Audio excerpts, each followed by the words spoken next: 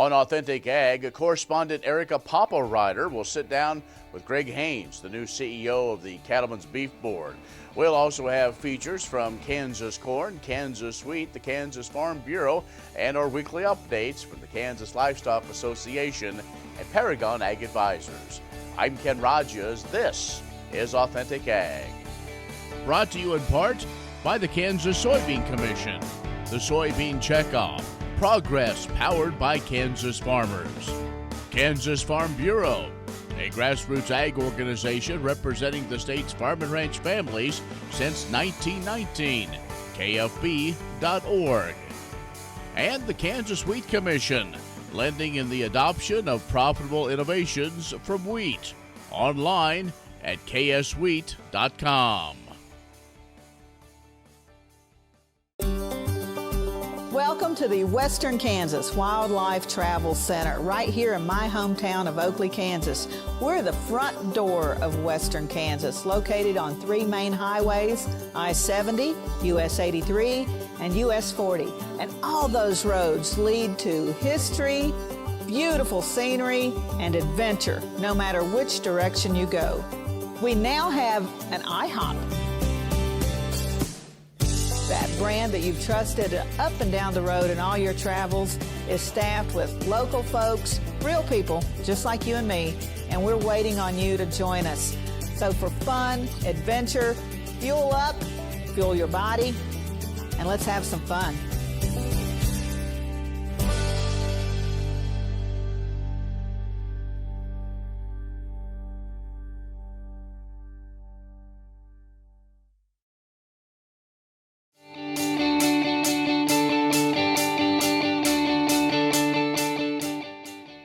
In agricultural news from agview.net, results have been released from a survey of nearly 32,000 Americans focused on the acceptance of alternative proteins among consumers. The study revealed fewer than 3 in 10 believe that fake meat products are comparable to real meat. Among those that have tried fake meat, mostly millennials, and 53% did so out of curiosity. Only 12% say they eat it quite often.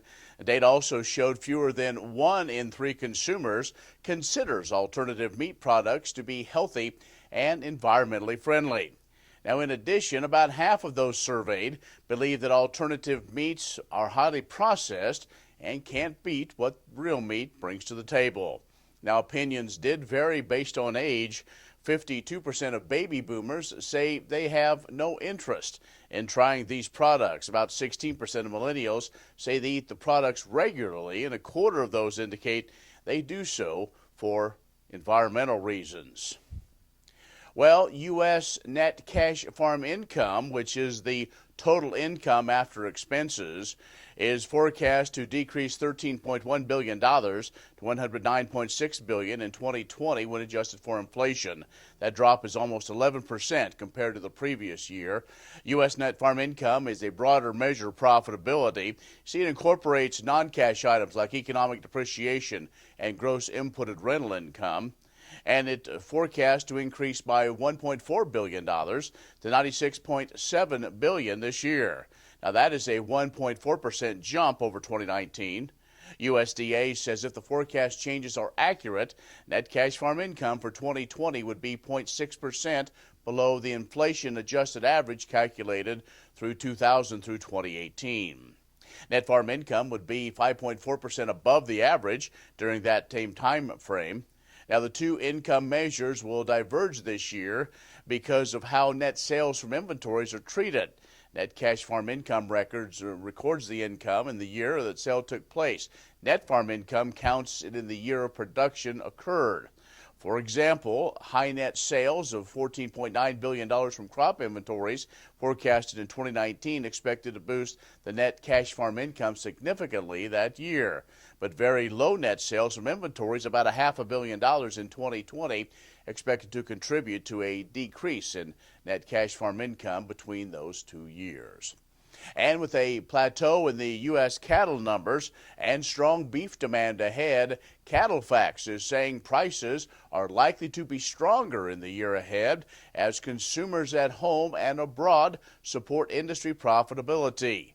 Now, that's one of the big takeaways from a recent Cattlefax Outlook session. Kevin Good, Cattlefax Vice President of Industry Relation and Analysis, says trade will play a significant role in the beef and cattle market. He expects a higher total animal protein production to be offset by strong demand and increasing exports. He says with strong demand for U.S. beef at home and rising demand overseas, the modest increases in supply will be more than offset by growing consumer appetite for our products. Now, Cattlefax is projected composite cutout prices to rise $3 in the upcoming year to reach $222 a hundred. Good also says that Cattlefax is projecting fed steer prices to average $120 a hundred during 2020. That's an increase of $3 from the previous year. Calf prices also expected to move higher in the year ahead. Cattlefax CEO Randy Block predicts a lot less volatility in the market in 2020 than compared to last year as well. Stay with us. We'll have more coming up. Kim Mannering with Hardy Insurance. Today we will talk about umbrella coverage. Did you know that if you're held liable in any type of accident, the judgment can claim your assets? Please give me a call so we can discuss. 316-945-6733. I'm Bob Swartz, and I've devoted the last 43 years to helping Kansans reach their retirement goals and to protect the family farm. At Bob Swartz Financial, we believe everyone should be able to live the retirement they've always dreamed of. Our team of professionals can help you create an efficient strategy using a variety of investment vehicles to help you address your financial needs and your concerns. Bob Swartz Financial values commitment and transparency. Earlier in my life, I rode bucking horses in rodeos, and my shoulders took such a beating, and that was probably the reason for having several previous surgeries on both shoulders.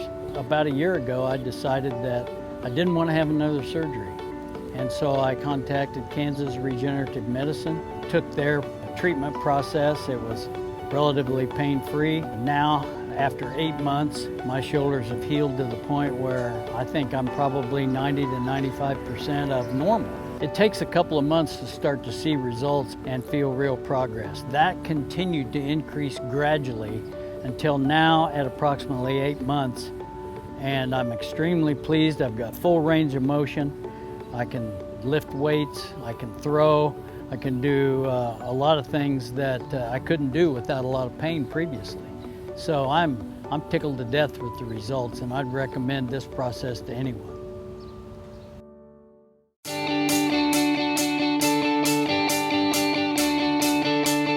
Erika Poppelreiter here with CEO of the Cattlemen's Beef Board, Greg Haynes.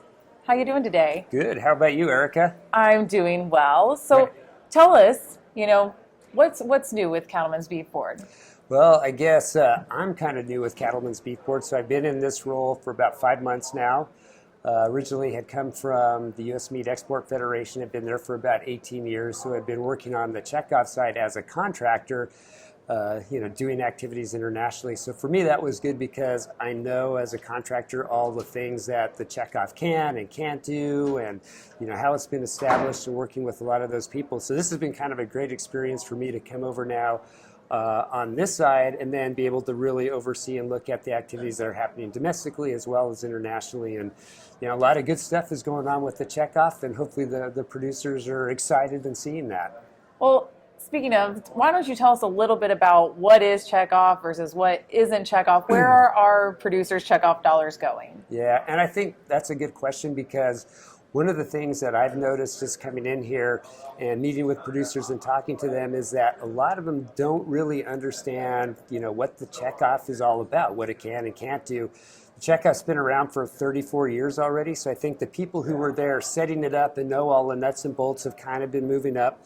And now you've got like a whole generation of producers underneath it who don't really know what the checkoff is. So this is one of the things I really want to push is, getting that basic information about, how the checkoff started, what can it do, what can't it do. There's a lot of, I think, misinformation out there by other organizations or people who are saying things about the checkoff which is incorrect. And so we want to be able to address that very factually, and everything that comes out of the beef board has to be reviewed by AMS, the USDA. So we have to put those facts out. So I want to be very transparent with this and make sure the producers understand that. And so I think, part of that, some of the things that the checkoff can do, are laid out in the act and order. We can do research, we can do promotion, we can do international marketing, things like that, can do producer communication. So I think it's critical that producers know that, and there's a process that we go through to ensure that everything that's done from the checkoff falls into these categories and is doing what it needs to do to help build demand for the product. So as a producer, if I want to go figure out where is my money going, where can they go look at some of those examples? Right. They can definitely come to our website. So there's drivingdemandforbeef.com. That tells you, a lot of the activities that are going on. We have 8 contractors and several subcontractors who are doing all this work. So, there's so much going on the checkoff that it's really hard to even, summarize it here in just a few minutes. So I would suggest that they go there. Once they're there, they can also sign up for our newsletters. We've come out with some new information called The Drive. So it's a hard copy newsletter that we mail out. There's also monthly newsletters that you can get by email. And these are really trying to summarize all the activities and, the great things that the checkoff is doing. Great. Again, Greg Haynes here with the Cattlemen's Beef Board talking about the checkoff. Thanks, Greg. Yeah, thanks, Erika. Kansas Corn reminds you that E15 fuel is the right choice for every kind of driver. For the car enthusiast, E15 has higher octane. For the thrifty driver, E15 is priced lower than regular unleaded. For the nature lover, E15 provides cleaner air. For the shopper who buys local, E15 has more ethanol from our Kansas corn farms. Choose E15 for a higher octane, lower price, cleaner American fuel. Message from the Kansas Corn Commission. Learn more at kscorn.com. In 1821, a trade route was opened from Missouri in the United States across prairies and mountains to Mexico. In 2021, we will mark 200 years of epic conflicts and grand adventures, larger-than-life personalities, and sweeping landscapes. Join us on an historic journey. The Santa Fe Trail lives on. Find us on social media or santafetrail.org.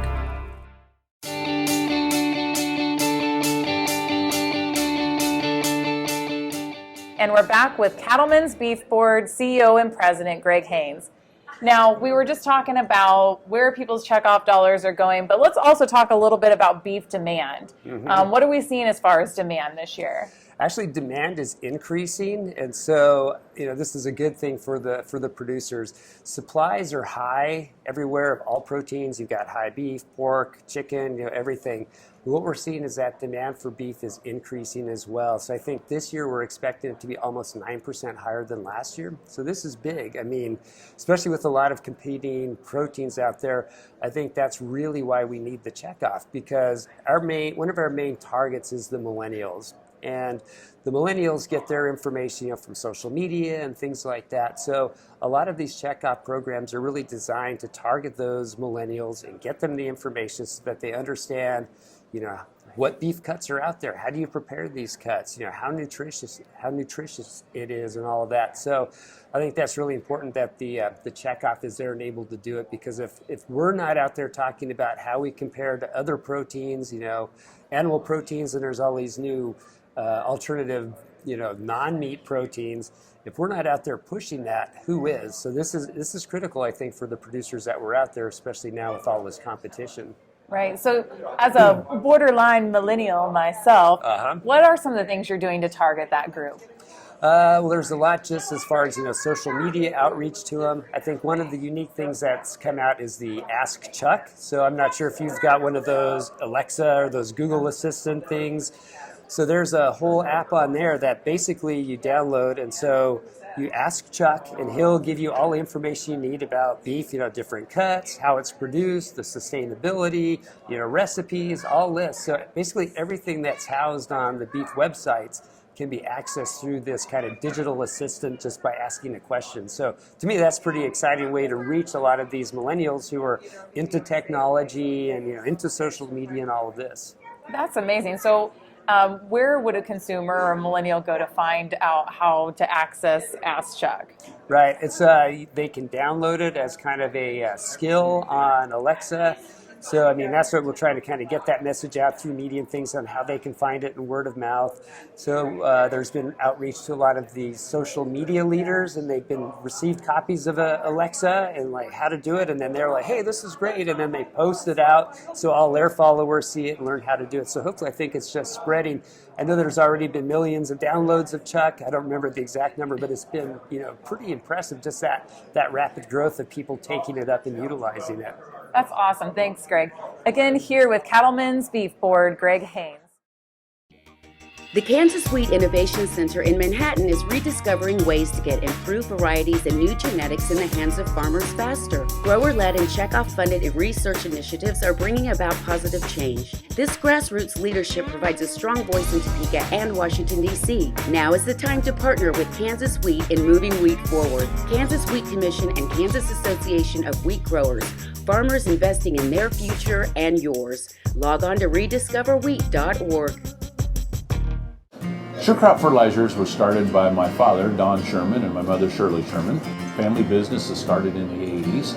We predominantly focus on plant nutrients and what we can do to give growers better responses with the fertilizer dollars that they do, and what we can do to make those things work better for the grower.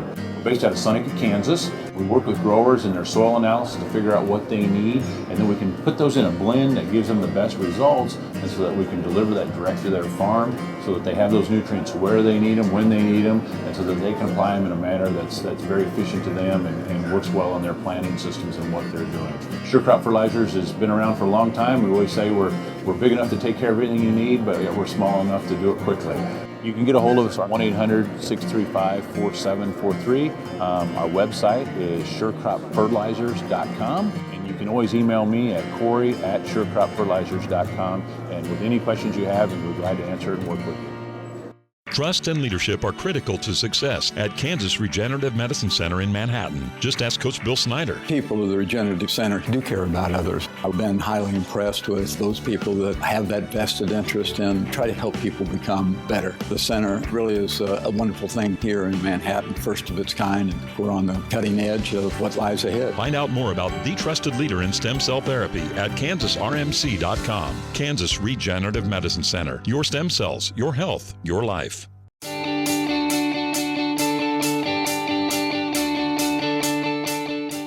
I'm Greg Krissick, CEO at Kansas Corn. Today I'd like to share an update about what is a current need of ours for agriculture and for grain producers to help us represent you with EPA related to another action on the triazines or on atrazine. Recently, EPA released what's called a PID, or preliminary informal decision, about atrazine and the ecological risk assessment associated with it. A lot of big words, so let me explain what we really want and need you to do. Through the years, EPA goes through a re-registration process for all the triazines, including atrazine. Our estimates are today that without atrazine, a farmer would incur up to $30 more an acre in costs without that crop protection product available to you. For over 20 years, Kansas Corn and other entities have coordinated the triazine network of producers, of ag producers, to keep and maintain this product available. So before March 2nd, we would ask you to come to Kansas Corn website, kscorn.com, and look for the comment to the EPA to keep atrazine. It's very important that you tell your story on why it's important to you to have this crop protection tool. So before March 2nd, please go to Kansas Corn's website and comment on the atrazine ecological risk assessment. What if U.S. soybean meal were more than a commodity?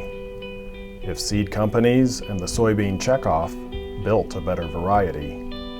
That future is here. The time is now. To meet end-user demands, the soybean checkoff is investing in the compositional quality of soybeans, including meal. A message from the Kansas Soybean Commission, the Soybean Checkoff. Progress powered by Kansas farmers. Many seed companies claim to offer the latest genetics, but how many have tested those genetics in soils just like yours? The Oldie Seed Know to Grow research program has fully tested the latest seed genetics in soils that are right in your neighborhood. The Oldie Seed Know to Grow program can recommend the best performing hybrids from technologies like Enlist, Extend, and Liberty Link that will optimize the yield and profit of every acre on your farm. Contact Oldie Seed today.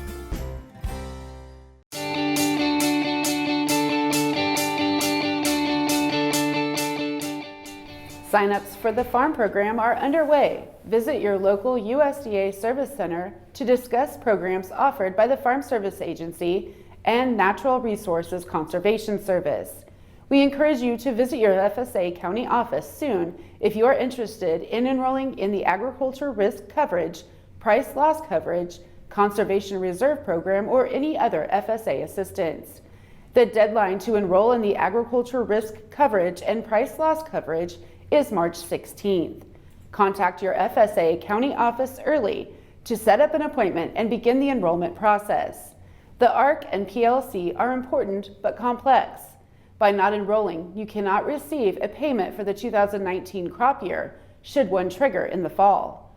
By enrolling now, you can adjust your elections anytime before the deadline and sign up for 2019 and 2020. The ARC and PLC provide financial protections to farmers and are vital economic safety nets for farms. The deadline is February 28th for the first general sign-up of the Conservation Reserve Program.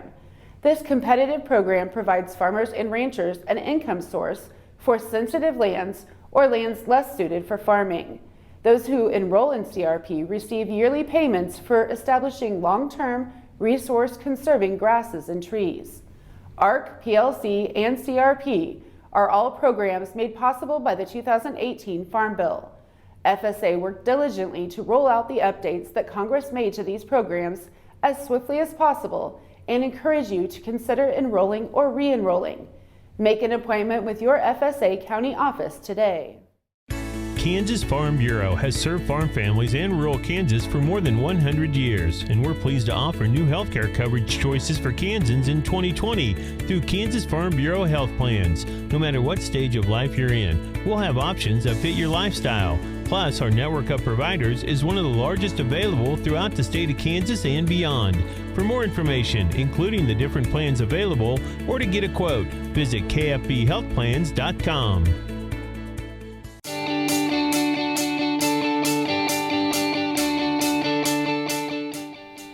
Multiple state cattlemen's organizations from major beef-producing regions have partnered together to form U.S. Cattle Trace. The goal is to develop a national infrastructure for disease traceability that is significant to all domestic and foreign markets and encourages private industry to use the system for individualized management practices. The new initiative combines the efforts of Cattle Trace, which consist of multiple partners, including Kansas Livestock Association and others in Kansas, Missouri, Oklahoma, Kentucky, Oregon, and Washington, as well as traceability pilot projects underway in Florida and Texas. Those projects are facilitated by the Florida Cattlemen's Association, Texas Cattle Feeders Association, Texas and Southwestern Cattle Raisers Association, and Kentucky Cattlemen's Association. In late August of 2018, Cattle Trace was formally established as a private, not-for-profit corporation to securely maintain and manage the data collected. Its board of directors is made up of representatives from the cow-calf, livestock market, and cattle feeding sectors. The board voted in January to change the name to U.S. Cattle Trace to formally establish the multi-state initiative. For more information on the program or how to get involved, go to www.uscattletrace.org. Valley Vet Supply is devoted to providing information and professional quality products at reasonable prices. Valley Vet Supply. The Kansas Wheat Innovation Center in Manhattan is rediscovering ways to get improved varieties and new genetics in the hands of farmers faster. Grower-led and checkoff-funded research initiatives are bringing about positive change. This grassroots leadership provides a strong voice in Topeka and Washington, D.C. Now is the time to partner with Kansas Wheat in moving wheat forward. Kansas Wheat Commission and Kansas Association of Wheat Growers. Farmers investing in their future and yours. Log on to rediscoverwheat.org.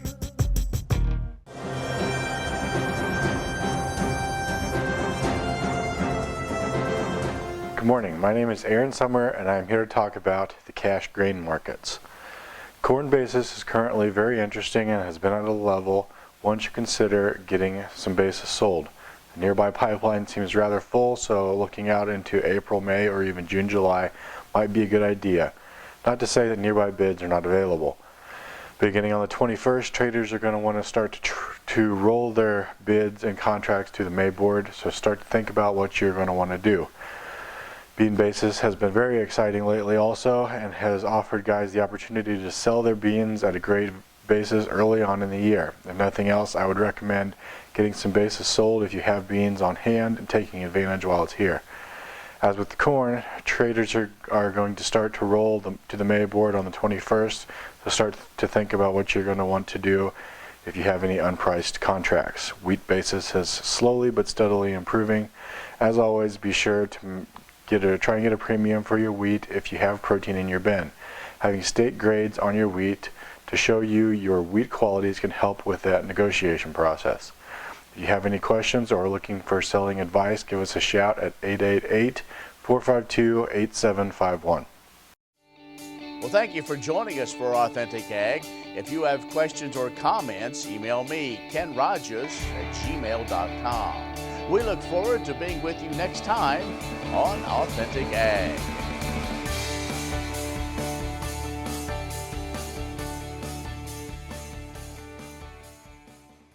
Grain sorghum is one of the most important cereal crops worldwide, and Kansas leads the nation in its production. Over the years, sorghum has been either exported, used in animal feed domestically, or for other industrial uses. Recently, its use in the ethanol market has seen tremendous growth, with 30% of domestic sorghum typically going to ethanol production. Kansas Grain Sorghum is committed to sorghum research, market development, and education. Learn more at ksgrainsorghum.org. Kim Mannering with Hardy Insurance. Today we will talk about umbrella coverage. Did you know that if your cattle get out, you could be held liable for that? Call me. Let's have a discussion. 316-945-6733. Sure Crop Fertilizers was started by my father, Don Sherman, and my mother, Shirley Sherman. Family business that started in the 80s. We predominantly focus on plant nutrients and what we can do to give growers better responses with the fertilizer dollars that they do, and what we can do to make those things work better for the grower. We're based out of Seneca, Kansas. We work with growers in their soil analysis to figure out what they need, and then we can put those in a blend that gives them the best results, and so that we can deliver that direct to their farm so that they have those nutrients where they need them, when they need them, and so that they can apply them in a manner that's very efficient to them and works well in their planting systems and what they're doing. Sure Crop Fertilizers has been around for a long time. We always say we're big enough to take care of everything you need, but yet we're small enough to do it quickly. You can get a hold of us at 1-800-635-4743. Our website is surecropfertilizers.com, and you can always email me at Corey@surecropfertilizers.com, and with any questions you have, we'd be glad to answer it and work with you.